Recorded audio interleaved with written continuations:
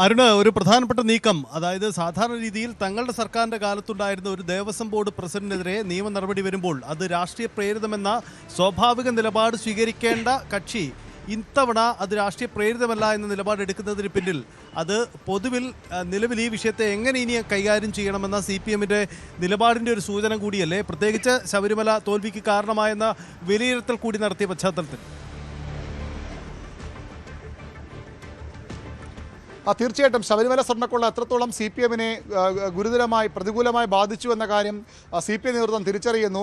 ഏറ്റവും ഒടുവിൽ കഴിഞ്ഞ ദിവസം പുറത്തു വന്ന വാർത്തകൾ, അത് ഈ ശബരിമല സ്വർണ്ണക്കൊള്ളയുമായി ബന്ധപ്പെട്ട് CPM-ന്റെ പത്തനംതിട്ട ജില്ലാ സെക്രട്ടറി അംഗമായിരുന്ന മുൻ ദേവസ്വം ബോർഡ് പ്രസിഡന്റ് പത്മകുമാറിനെ നടപടിയെടുക്കാൻ കേന്ദ്ര നേതൃത്വം നിർദ്ദേശിച്ചിട്ട് പോലും അതിന് സംസ്ഥാന നേതൃത്വം തയ്യാറായില്ല എന്ന ഗുരുതരമായ വിമർശനം കേന്ദ്ര കമ്മിറ്റി അംഗീകരിച്ച തെരഞ്ഞെടുപ്പ് അവലോകന റിപ്പോർട്ടിലുണ്ട്. അന്ന് നടപടിയെടുത്തിരുന്നെങ്കിൽ ഇത്രയധികം വിഷയം വഷളാകുമായിരുന്നില്ല. സംസ്ഥാനത്ത് തന്നെ പല നേതാക്കളും ആവശ്യം ഉന്നയിച്ചതാണ്, മുന്നോട്ട് വച്ചതാണ്. CPM-ന്റെ സംസ്ഥാന കമ്മിറ്റിയുടെ തെരഞ്ഞെടുപ്പ് അവലോകന റിപ്പോർട്ടിൽ അവർ അത് തെറ്റുപറ്റി എന്ന് സ്വയം വിമർശനപരമായി ഏറ്റുപറഞ്ഞതാണ്. പത്മകുമാറിന് നടപടി എടുക്കേണ്ടതായിരുന്നു, അവിടെ പാർട്ടിക്ക് വീഴ്ച പറ്റിയെന്ന് CPM ഏറ്റുപറഞ്ഞതാണ്. ആ സാഹചര്യങ്ങളൊക്കെ നമ്മൾ കൂട്ടി വായിക്കണം. തെരഞ്ഞെടുപ്പിൽ വലിയ തിരിച്ചടി ഉണ്ടാക്കിയ വിഷയമാണ് സ്വർണ്ണക്കൊള്ള. അതിൽ തന്നെ ഏറ്റവും പ്രധാനപ്പെട്ട ആരോപണ വിധേയനായ ജയിലിൽ ദീർഘനാൾ കഴിഞ്ഞ CPM-ന്റെ നേതാവിനെ എന്തുകൊണ്ട് നടപടിയെടുക്കുന്ന ചോദ്യം അണികളിൽ നിന്ന് മാത്രമല്ല പൊതുസമൂഹത്തിൽ നിന്നും ഉയർന്നു വന്നു.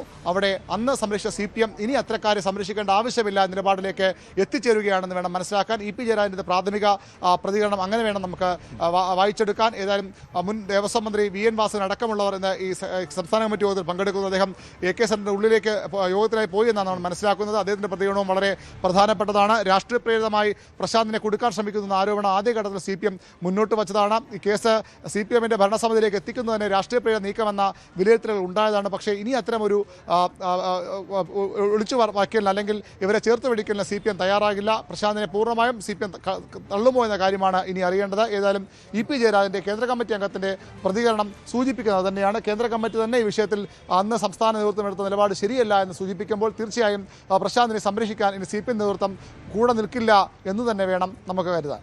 യെസ്, അതാണ് ശബരിമലയിൽ CPM ഇനി മുന്നോട്ട് സ്വീകരിക്കുന്ന നിലപാടിൻ്റെ കൃത്യമായ സൂചന കൂടിയായിരുന്നു ഇന്ന് EP ജയരാജൻ്റെ വാക്കുകൾ. നമുക്ക് ആദ്യം EP-യുടെ വാക്കുകളിലേക്ക്.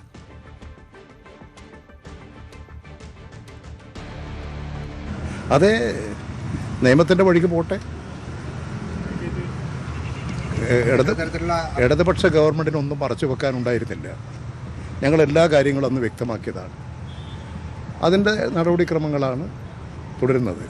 പക്ഷേ ഇത്തരം പ്രശ്നങ്ങളെ ഒരിക്കലും രാഷ്ട്രീയമായി കണ്ടുകൊണ്ട് നിലപാട് സ്വീകരിക്കുന്നത് ആർക്കും ഭൂഷണമല്ല. വസ്തുതാപരമായി വസ്തുനിഷ്ഠമായി കാര്യങ്ങൾ വിലയിരുത്തി സത്യസന്ധമായി ഏത് നടപടികൾ സ്വീകരിക്കുന്നതിന് ഞങ്ങൾ ഒരിക്കലും എതിർത്തിട്ടില്ല. എല്ലാ കാര്യങ്ങളും പുറത്തു വരട്ടെ. ഇതാണ് EP ജയരാജൻ്റെ വാക്കുകൾ. എന്തായാലും ഇത് രാഷ്ട്രീയ പ്രേരിതമെന്ന് PS പ്രശാന്ത് പോസ്റ്റിട്ടു. തൻ്റെ അറസ്റ്റ് മുന്നിൽ കണ്ടുകൊണ്ടായിരുന്നു PS പ്രശാന്തിൻ്റെ നീക്കം. അതുകൊണ്ടാണ് ഇന്ന് രാവിലെ ഫേസ്ബുക്കിൽ ഇത്തരമൊരു പോസ്റ്റിട്ട് തൻ്റെ ഭരണസമിതി ഈ കേസിൽ എന്തിടപെട്ടു, എന്താണ് ചെയ്തത് എന്നതടക്കമുള്ള വിശദമായൊരു കുറിപ്പിട്ടതിന് തൊട്ടു പിന്നാലെയാണ് PS പ്രശാന്തിന് അറസ്റ്റ് നേരിടേണ്ടി വരുന്നത് എന്നതാണ് സാഹചര്യം. അതായത് ഒരു പക്ഷേ SIT കുറ്റപത്രം സമർപ്പിക്കുന്നതിന് തൊട്ട് മുമ്പ് നടക്കുന്ന അറസ്റ്റ് എന്ന പ്രത്യേകത കൂടിയുണ്ട്. അതായത് ഏറ്റവും ഒടുവിലത്തെ ആ ഭരണസമിതി കൂടി ഈ പ്രതിപ്പട്ടികയിലേക്ക് വന്നു. ആ തരത്തിലാണ് റിപ്പോർട്ട് SIT കോടതിക്ക് മുന്നിൽ സമർപ്പിച്ചത്. ആ റിപ്പോർട്ടിൻ്റെ അടിസ്ഥാനത്തിലുള്ള അറസ്റ്റ് കൂടിയാണ് നടക്കുന്നത്. അതായത് കുറ്റപത്രം കോടതിയിൽ എത്തുന്നതിന് മുമ്പ് തന്നെ ഈ അറസ്റ്റ് നടത്തുന്നു എന്നത് ഏറെ പ്രാധാന്യമുള്ള കാര്യമാണ്. PS പ്രശാന്തിൻ്റെ അറസ്റ്റിന് മറ്റൊരു രാഷ്ട്രീയ പ്രാധാന്യമുണ്ട്. അത് പ്രശാന്ത് സൂചിപ്പിച്ചത് തന്നെയാണ്. പ്രശാന്ത് തൊട്ട് മുമ്പ് കോൺഗ്രസിൻ്റെ നേതാവായിരുന്നു. കോൺഗ്രസിൽ നിന്ന് അദ്ദേഹം CPM-ലേക്ക് വരുമ്പോൾ ലഭിച്ച പ്ലേസ്മെൻ്റാണ് ദേവസ്വം ബോർഡ് പ്രസിഡന്റ് സ്ഥാനം. തനിക്കിതിൽ ഒരു പങ്കുമില്ല എന്നതായിരുന്നു അദ്ദേഹത്തിൻ്റെ വാദം. പക്ഷേ പ്രശാന്തിനെ അദ്ദേഹത്തിൻ്റെ ഭരണസമിതിക്കും പറ്റിയ പിഴവായി SIT കണ്ടെത്തിയ ഒരു പ്രധാനപ്പെട്ട കാര്യം കോടതിയുടെ അനുമതിയില്ലാതെ ഈ സ്വർണ്ണപ്പാളികൾ ചെന്നൈയിലേക്ക് കൊടുത്തുവിട്ടു എന്നതാണ്. നേരിട്ട് തട്ടിപ്പിൽ ബന്ധമുണ്ട് എന്ന് സൂചനകളൊന്നും SIT നൽകുന്നില്ലെങ്കിൽ കൂടിയും പൊതുവിൽ ഈ ഗൂഢാലോചനയിൽ പങ്കാളിയായി എന്നതാണ് PS പ്രശാന്തിനും ആ ഭരണസമിതിക്കുമെതിരെ ഉയർന്ന ആരോപണം. അതിനെ തുടർന്നുള്ള നീക്കങ്ങളാണ് നടന്നത്. ഈ കേസിൻ്റെ ആദ്യ നീക്കങ്ങളിലൊന്നും PS പ്രശാന്ത് അന്വേഷണമോ അല്ലെങ്കിൽ പലവട്ട ചോദ്യം ചെയ്യൽ നടന്നതിനപ്പുറത്തേക്ക് അറസ്റ്റ് ഭീഷണിയൊന്നും ഉണ്ടായിരുന്നില്ല. പക്ഷേ കേസിൻ്റെ അവസാന ഘട്ടത്തിലേക്ക് വരുമ്പോൾ സാഹചര്യങ്ങൾ മാറിമറിയുകയായിരുന്നു. ഒടുവിൽ ഇതാ സംസ്ഥാനത്ത് ഭരണമാറ്റം കൂടി സംഭവിച്ച പശ്ചാത്തലത്തിലാണ് SIT റിപ്പോർട്ട് നൽകാൻ പോകുന്നത്. ചാർജ് ഷീറ്റ് നൽകുന്നതിന് തൊട്ട് മുമ്പ് നടക്കുന്ന ഈ അറസ്റ്റിന് അതുകൊണ്ട് തന്നെ ഏറെ രാഷ്ട്രീയ പ്രാധാന്യമുണ്ടെന്നതും പ്രത്യേകതയുള്ള കാര്യമാണ്. എന്തായാലും ശബരിമല വിവാദവുമായി ബന്ധപ്പെട്ട് നടക്കുന്ന SITയുടെ അന്വേഷണത്തിൽ ഒരു തരത്തിലുള്ള രാഷ്ട്രീയ ആരോപണവും ഉന്നയിച്ച് തൽക്കാലം പ്രതിരോധിക്കാനില്ല എന്ന CPM നിലപാടിൻ്റെ സൂചന കൂടി ഇതിൽ EP ജയരാജൻ്റെ വാക്കുകളുണ്ട്. പ്രത്യേകിച്ച് തോൽവി പരിശോധിക്കാൻ CPM വിശദമായ ചർച്ചകൾക്കും പരിശോധനകൾക്കും തയ്യാറെടുക്കുന്ന ഘട്ടത്തിൽ കൂടിയാണ് ഈ അറസ്റ്റ് എന്നതും പ്രത്യേകതയുണ്ട്. അതുകൊണ്ട് രാഷ്ട്രീയ ആരോപണം ഇക്കാര്യത്തിൽ ഉന്നയിക്കാനില്ല എന്നതാണ് പ്രധാനപ്പെട്ട കാര്യം. എന്തായാലും ദേവസ്വം ബോർഡ് മന്ത്രി K മുരളീധരൻ്റെ അടക്കമുള്ളവരുടെ പ്രതികരണങ്ങൾ ഈ മണിക്കൂറുകളിൽ നിർണായകമാണ്. സ്വാഭാവികമായും ആ പ്രതികരണങ്ങളൊക്കെ ഉണ്ടാകുമെന്ന് കരുതാം. തനിക്കെതിരെ രാഷ്ട്രീയ നീക്കം നടത്തുന്നു എന്ന് PS പ്രശാന്ത് ആരോപണം ഉന്നയിച്ചിരുന്നു. പുതിയ സർക്കാർ SITക്ക് മുന്നിൽ വലിയ രാഷ്ട്രീയ സമ്മർദ്ദം നടത്തുന്നു, അതിൻ്റെ അടിസ്ഥാനത്തിലുള്ള അറസ്റ്റാണ് നടക്കാൻ പോകുന്നത് എന്നാണ് അദ്ദേഹം ഉന്നയിച്ച വാദം. എന്തായാലും ഇപ്പോൾ എടുത്തിരിക്കുന്ന ഈ കസ്റ്റഡി അത് ഔദ്യോഗികമായ അറസ്റ്റ് രേഖപ്പെടുത്തലും തുടർന്ന് കോടതി ഹാജരാക്കൽ അടക്കമുള്ള തുടർ നടപടികളിലേക്ക് കടക്കും. അതിനപ്പുറം ചോദ്യം ചെയ്ത് വിട്ടയക്കുക പോലെയുള്ള നീക്കങ്ങളൊന്നും ഈ വിഷയത്തിൽ ഉണ്ടാവാനില്ല. മുൻ ദേവസ്വം ബോർഡ് അംഗം അജയ് തറയിൽ നമുക്കൊപ്പം ചേരുന്നു. ശ്രീ അജയ് തറയിൽ, PS പ്രശാന്തിനെ പോലീസ് SIT പിടികൂടുന്നു.